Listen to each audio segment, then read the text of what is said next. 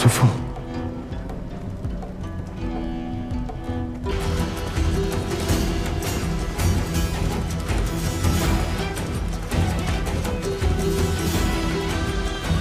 Yüzünü göster.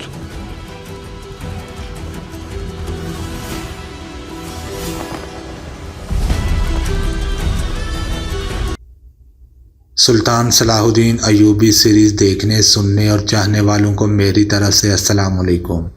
नाजरीन, अगली किस्त के आगाज़ में आप लोग देखेंगे सलाहुद्दीन के सिपाही करारगाह पर आपस में बातें कर रहे होते हैं और कहते हैं कि सुरैया हमारे सुल्तान की अमानत है और उसको कैब्रियल के चुंगल से बाहर निकाल ले आएंगे, और कहते हैं हम अस्कलान में दाखिल होंगे और सोफिया हमारी मदद करेगी।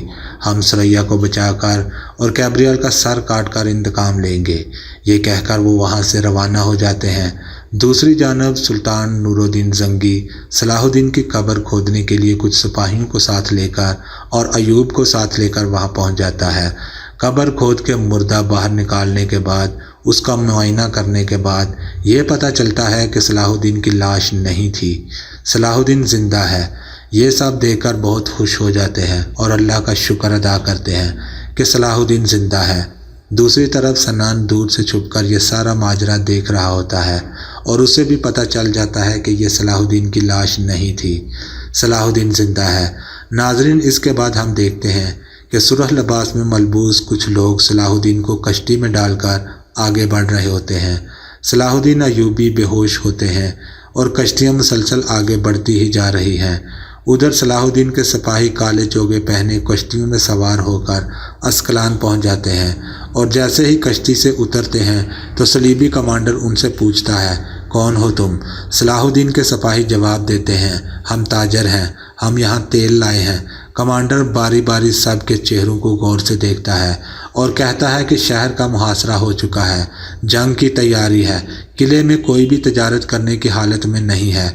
इसके साथ ही तमाम सलीबी सिपाही अपनी तलवारें बाहर निकाल लेते हैं, लेकिन यहाँ पर ऐन वक्त पर सोफिया पहुँच जाती है और इन सब को रोक देती है और कहती है, छोड़ो इन्हें, तुम यहाँ किस चीज़ का इंतज़ार कर रहे हो? जंग जल्दी शुरू होने वाली है, तेल नीचे रखो और दीवारों पर ले जाओ, जल्दी करो।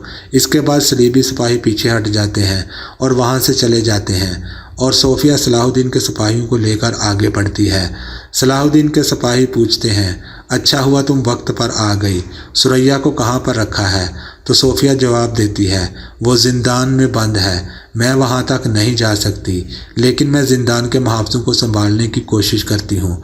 तुम लोग सलीबी लिबास पहनकर किले के पिछले दरवाजे से ज़िंदान तक पहुँचने की कोशिश करो। इसके बाद सलाहुद्दीन के सिपाही वहाँ से निकल जाते हैं और रास्ते में इनको सलीबी सिपाहियों का दस्ता मिलता है। वो इन सब को मारकर इनके कपड़े उतारकर बदल लेते हैं और फिर ज़िंदान की तरफ आगे बढ़ते हैं। जैसे ही ज़िंदान के दरवाजे के पास पहुंचते हैं तो पीछे से कैब्रियल ताली बजाता हुआ आ जाता है और कहता है, एक ज़बरदस्त खेल तुम्हें मुबारक हो, तुम्हारा सफ़र यहीं तक था ताजर। ये सुनकर सलाहुद्दीन के तमाम सिपाही अपना चेहरा ज़ाहिर कर देते हैं। कैब्रियल कहता है, मैं तुम सब को सलाहुद्दीन के पास भेज दूंगा, और फिर तीरंदाजों को हुक्म देता है, तीर चलाने के लिए तैयार हो जाओ। इतने में नूरुद्दीन जंगी शेरकू को साथ वहां पहुंच जाता है और कहते हैं कि ये काफ़ी नहीं था कि तुमने सलाहुद्दीन पर बुज़दिलों की तरह हमला किया, कि अब तुम उसके आदमियों को भी मारोगे? हाँ। इसके जवाब में कैब्रियल कहता है, तुम्हारे आदमी अस्कलान में घुस आए और मेरे सिपाहियों को मार डाला, इसलिए मैं इन सब को सज़ा दे रहा हूँ, जिस तरह मैंने सलाहुद्दीन को सज़ा दी। तो सुल्तान नूरुद्दीन जंगी कहते हैं, तुम सलाहुद्दीन को सज़ा नहीं दे पाए क्योंकि सलाहुद्दीन अभी तक ज़िंदा है।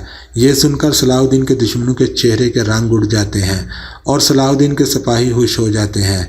उधर लाल लिबास में मलबूस आदमी सलाहुद्दीन को लेकर समंदर के किनारे पहुँच जाते हैं। इनमें से एक आदमी सलाहुद्दीन की गर्दन पर हाथ लगाकर कहता है, यह मौत के बहुत ही करीब है, इसे जल्दी ले चलें, हमें किसी महफूज जगह पर जल्द से जल्द पहुंचना है। इसी के साथ ही इस एपिसोड का इख्तिताम हो जाता है। मिलते हैं अगली एपिसोड में। अल्लाह हाफिज़।